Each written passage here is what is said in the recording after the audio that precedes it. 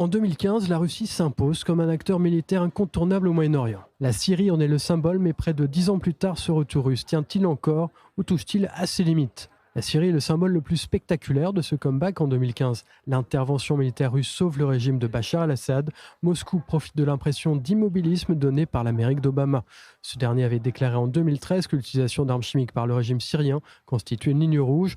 Quand Bachar el-Assad l'a enfreint, Barack Obama n'a rien fait. L'armée russe impose sa supériorité aérienne, renverse le rapport de force et s'installe durablement. Avec les bases de Khmemim et Tartous, militairement c'est un succès. La Russie prouve qu'elle s'est projetée de la force vite et efficacement. Mais cette victoire est incomplète, aucun règlement politique durable, un pays fragmenté et surtout une dépendance persistante à l'Iran et à ses groupes terroristes sur le terrain. La Russie gagne la guerre mais ne contrôle pas la paix. Aujourd'hui, le paysage syrien a changé. L'arrivée au pouvoir d'Ahmad al-Shara marque un tournant. Le nouveau leadership cherche à diversifier ses appuis, notamment par un rapprochement avec Washington et Donald Trump. Résultat, l'influence russe recule politiquement.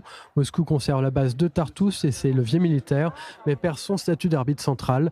La Russie est toujours présente, mais elle n'est plus incontournable. Dans le reste de la région, le tableau est similaire. En Égypte, le partenariat avec le régime d'Al-Sisi reste visible mais limité, sans profondeur économique réelle. En Libye, la Russie continue d'influencer via des réseaux indirects, sans stratégie politique claire.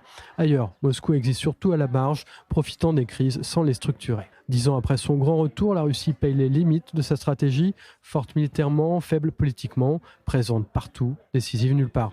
Son influence au Moyen-Orient s'effrite à mesure que les équilibres régionaux se recomposent.